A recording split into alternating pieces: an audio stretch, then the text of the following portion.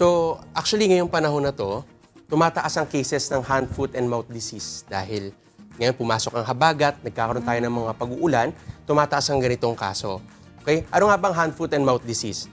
Ang hand, foot, and mouth disease, isang uri ng viral infection na usually affected nito mga bata younger than 5 years old. Okay?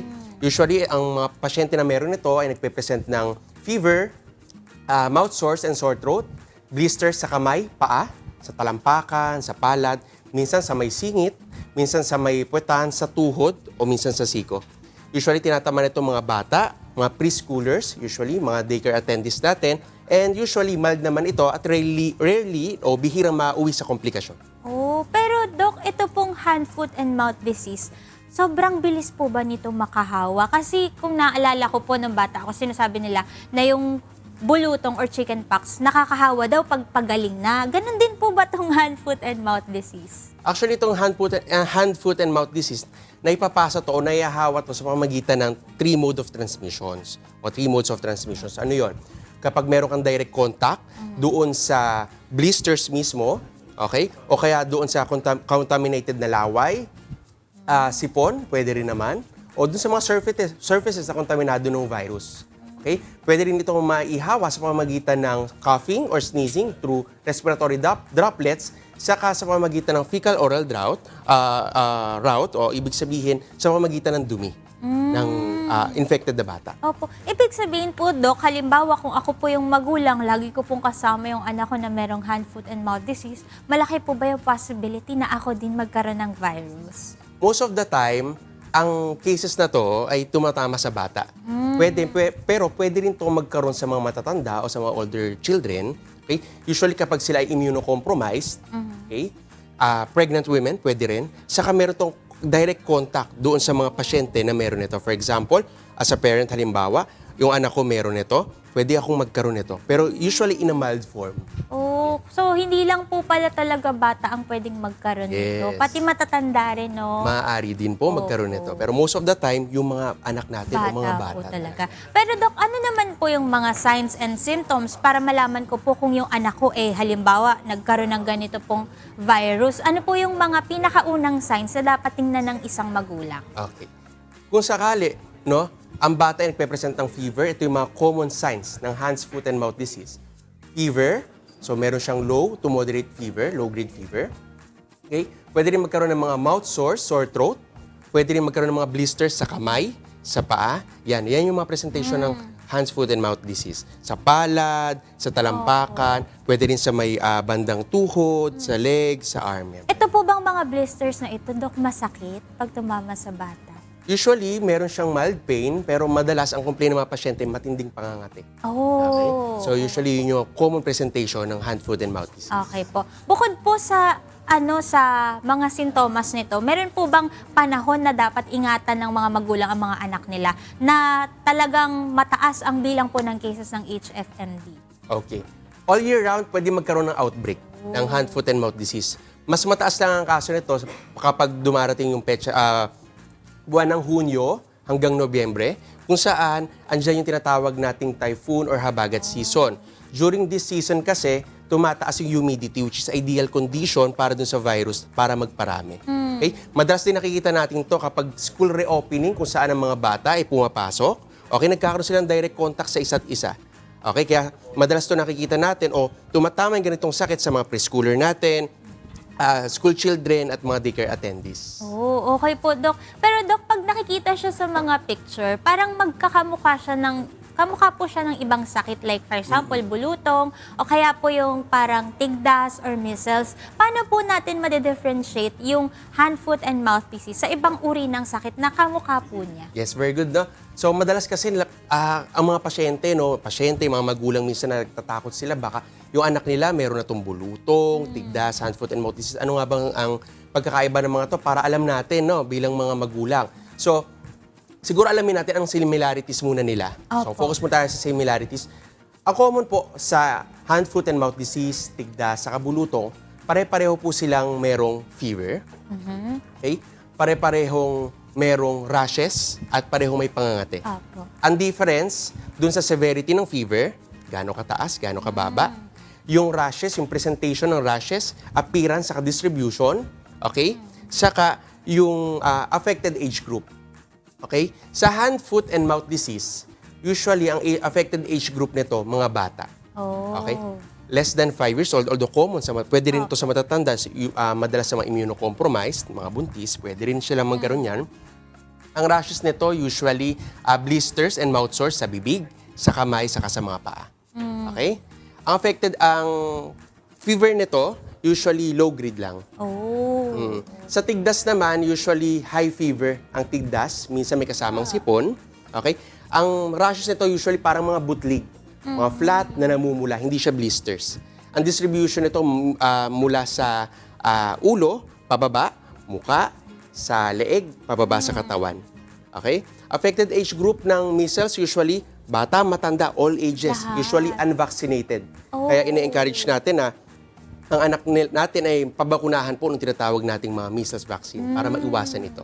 Ala, Dok, ibig sabihin hindi pala ako nabakunahan ng tigdas kasi 3 times ako nagkatigdas ng bata ako. Pwede naman po, pwede pa rin po na pagbababa resistensya natin. Naku, Sa kaya- chickenpox naman po, usually ang presentation nito, low fever, low to moderate fever. Usually ang blisters dito, blisters din siya, no? Pero mas malalaki compared sa hand, foot, and mouth disease. Okay? Saka ang distribution mula dito sa trunk, sa katawan, palabas, sa kamay, paakyat, sa ulo, sa leeg, sa ulo, sa scalp. Affected age group, lahat pa rin po pwede magkaroon ng bulutong, pero madalas po sa mga bata at yung mga, kung meron man pong matatanda, usually sila yung mga hindi pa nagkaroon ng bulutong nung sila'y bata pa. Ayan pala mga kasangbahay, kailangan niyo pong tandaan na kung saan tumutubo, yung mga blisters, at saka kung anong edad, tsaka yung yung severity po ng Yes. lagnat.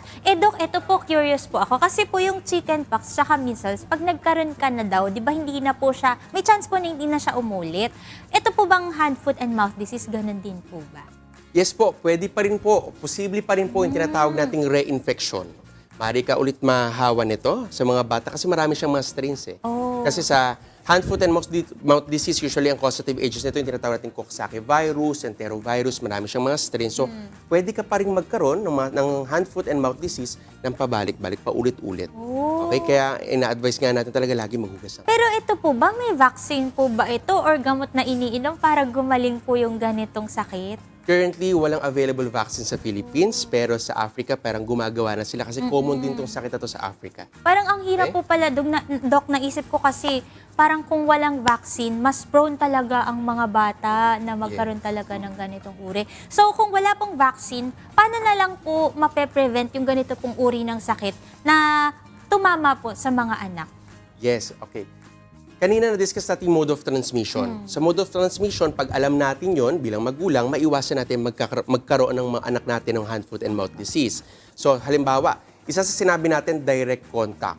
So, pwede siyang mahawa sa pamagitan ng paghawak dun sa infected na mga bagay, dun sa blister, sa laway, sa sipon. So, para maiwasan yon, para maiwasan ang hand, foot, and mouth disease, palagi ang maghugas ng kamay.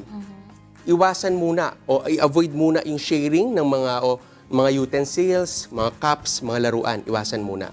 At i-disinfect natin yung mga surfaces, lalo na kung merong outbreak o meron tayong kasama sa bahay na merong hand, foot, and mouth disease.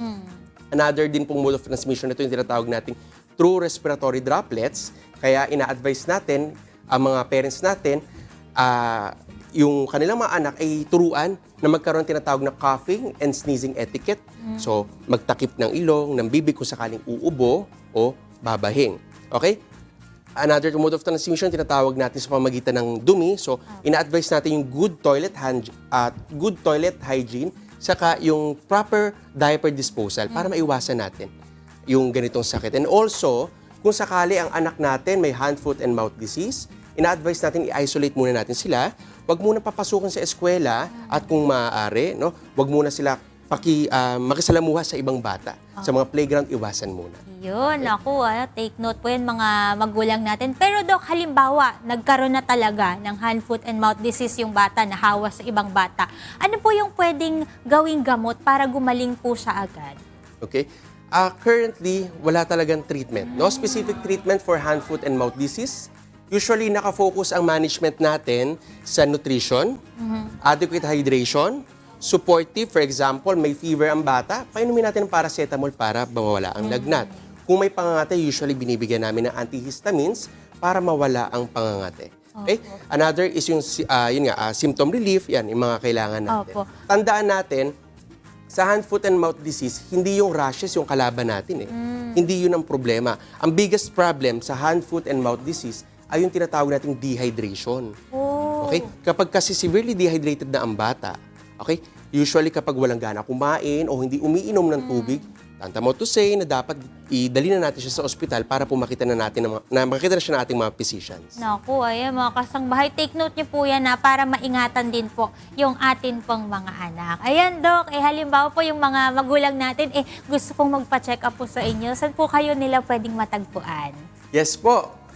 Kung sakali po ang inyo pong mga anak ay may suspected tayo ng hand, foot, and mouth disease, bisitahin niyo po ang inyong mga physicians, sa inyong mga pediatricians. Okay? Would like to promote lang po yung ating MCGI Digital Clinic, kung saan po nagbibigay po kami ng free medical consultations online sa lahat ng mga lahat ng mga kukonsulta doon. Opo. Okay? So 24/7 meron pong doktor na standby para po tugunan po inyong mga kalusugan, and also I am inviting po everyone na magpunta po sa ating mga charity centers. Libre po doon ang ating medical consultation, dental, optical, and legal consultations. Nagbibigay din po kami doon ng free medicines. Ganon din po physical therapy. Meron po tayong mga free physical therapies doon na pwede po magbigay. Ganon din po free medical laboratory, basic laboratory test. Nagbibigay din tayo doon. And of course, pag nagpunta ka sa aming MCGI Charity Centers, uuwi ka, meron ka pang grocery galing sa aming free store.